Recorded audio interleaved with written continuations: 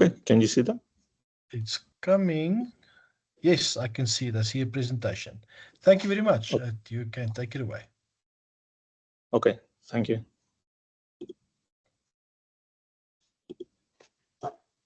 Okay, good morning. It's a pleasure to be back with all of you.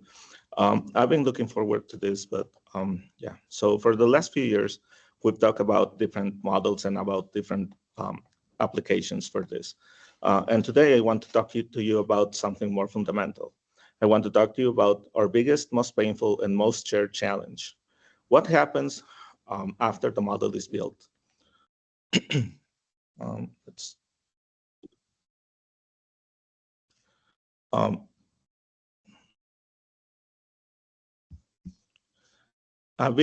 we've all been there. We all know the magic of a great group model building session. The energy in the room is electric. The stakeholders finally see the system. You build consensus. You've created perhaps 10 new champions for change. And then what?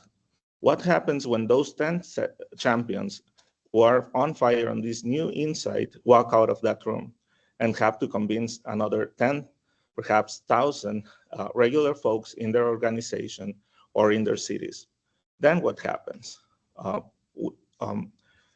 Usually not much. The insight dies.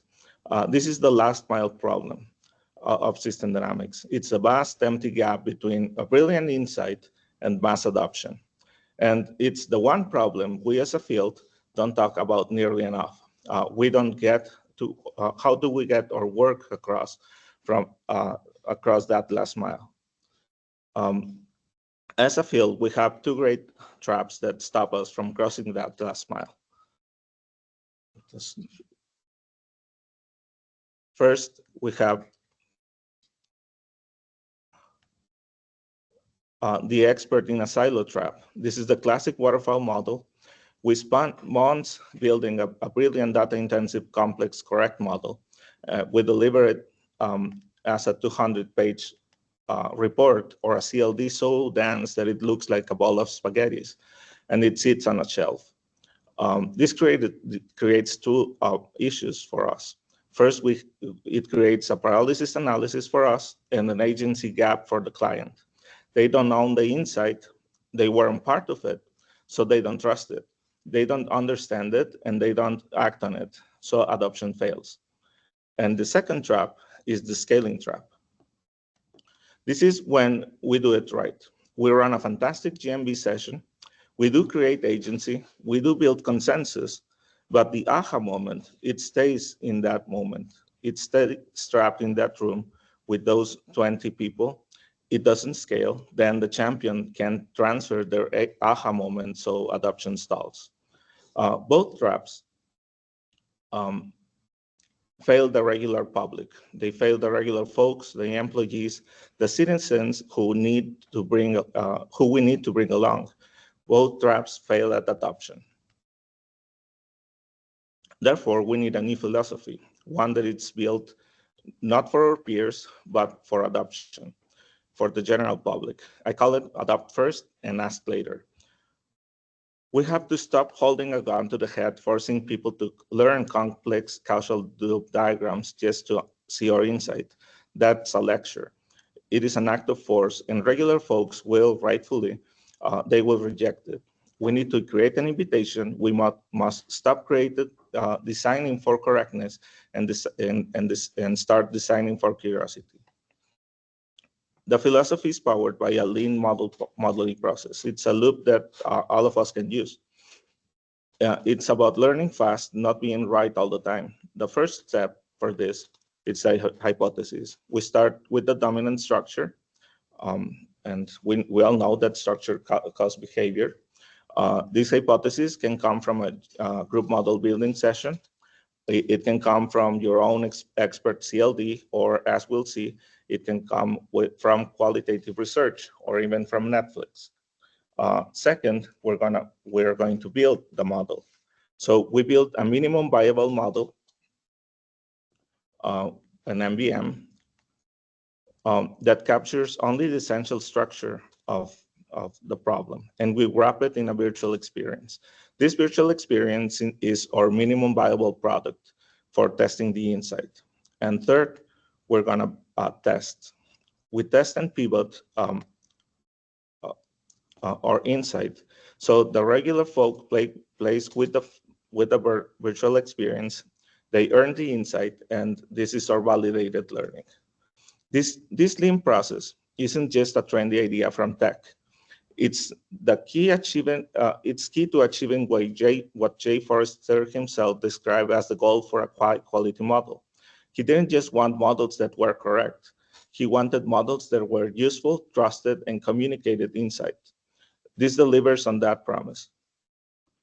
So let's take a look at two complex or wicked problems that we've used to develop this. First, this is the 1952, the Great Smog. This was presented at the International System Dynamics Conference in Chicago, I think. We had no data for this. Our data was on newspapers, on blog posts, and yes, on Netflix account. Episode 4, Season 1, Act of God. So we embraced classical God, classical system dynamics, and we focus 100% on the structure. Now, the context is key. This mock wasn't a surprise.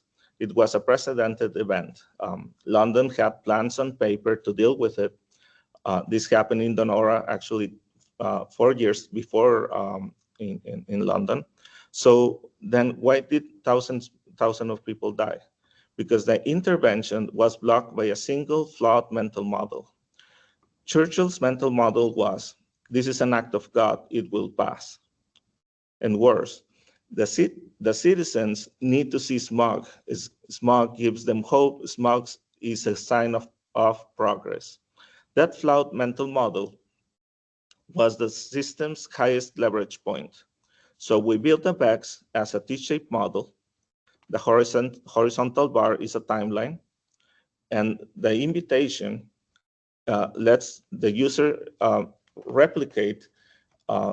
This replicates the story. It replicates the original case and experience the story as it unfolds. But once they're curious, they can go down the vertical bar, the rabbit hole. This is where they get agency. This is where we use something called mental model kung fu. We don't tell them that Churchill's logic was wrong. Instead, we use the force of their own mental models against itself. The BEX lets them play as Churchill. It lets them choose to believe that smog gives hope, and choose to wait and it will pass. And then they personally experience the counterintuitive results of that of the death tolls exploding. They adopt the insight, and then when they're curious, they ask why, or why did this happen. This is adopt first and ask later. For our second case study, perhaps I'm going too fast.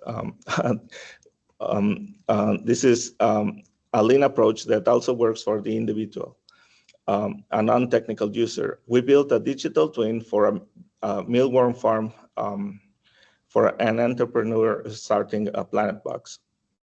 Planet Box is a company in the US, and what this does is it enables the user who doesn't need to care about system dynamics theory. He just cares about the business, about profitability or return on investment and survival. The waterfall approach for this would have been a 50-page report telling him the right way to farm, and instead we gave him a BEX as an agency engine. The BEX is his tool. It's his personal lean startup engine. It gives him agency to run his own safety experiments. And he didn't just got one answer, he got to test his policies. And he discovered that matching competitors' prices would lead to consistent losses. So he tested new pricing. The BEX showed that 90% markup gave him a fastest ROI in 3.5 years, but a slightly lower 80% markup that was the optimal policy for long-term reinvestment and expansion.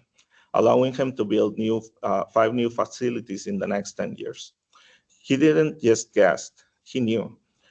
He also used the BECS to test operations. He already cut the maturity cycle from 20 to 70 weeks. The BECS showed that cutting it further only made sense if he also invested in higher quality feed for and expensive food for the worms. This strategic combination cut his break-even time to 2.4 years. He discovered then the complex counterintuitive link between food cost and harvest time and profitability. And finally, the agency engine, his dojo for this hostile competition, he could simulate price wars and predator attacks, letting him build a robust strategy before the crisis hit. Basically, what we did here is we simulated what would happen if ants attacked the worms in the facilities. So he discovered an optimal strategies. He adopted the practices before he ever needed to ask about the theory. And this is, again, adopt first, ask later in his spheres form. He found a new sustainable world within his own. This is the screens for his digital twin. And well, this redefines our role, no matter what our home base is. This isn't one new method, it's a big tent for all of us. So if you're a group model building facilitator, your CLD is the hypothesis. The BECS is your validation and scaling tool. It's the engine you give the champion to win that last mile battle.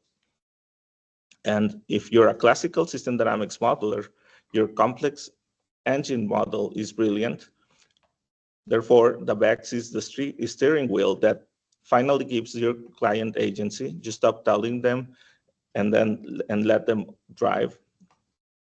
And if you're a systems thinker, your qualitative framework is the story. And the BECS is the interactive storybook that brings that story to life for regular folks. This is a tool that empowers all of our work. Regardless of our method, our goal is always the same: adoption, systems change. Or identity shifts, we must stop being experts in a silo whose job is to be right.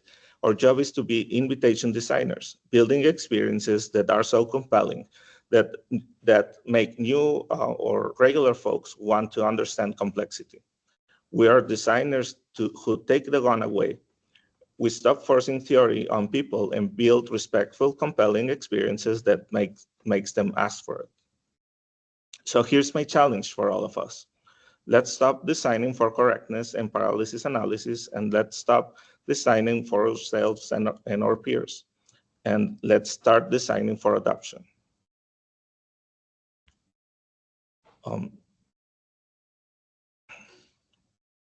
Let's build experiences so compelling that our users adopt the insights first and ask us for the theory later. This is how we can bridge that gap. This is how we finally move from models to real lasting action. And thank you. That's my presentation for today. And if you have any questions or you want to reach out to further develop this yeah, you can contact me here in my email. You can also explore the Great Smog if you scan the QR code in the right. It's hosted in IC Systems, IC Exchange, and well, it's a phone app, so you can play it in your phone as well. So thank you. And I think that's all. Thank you, Paco.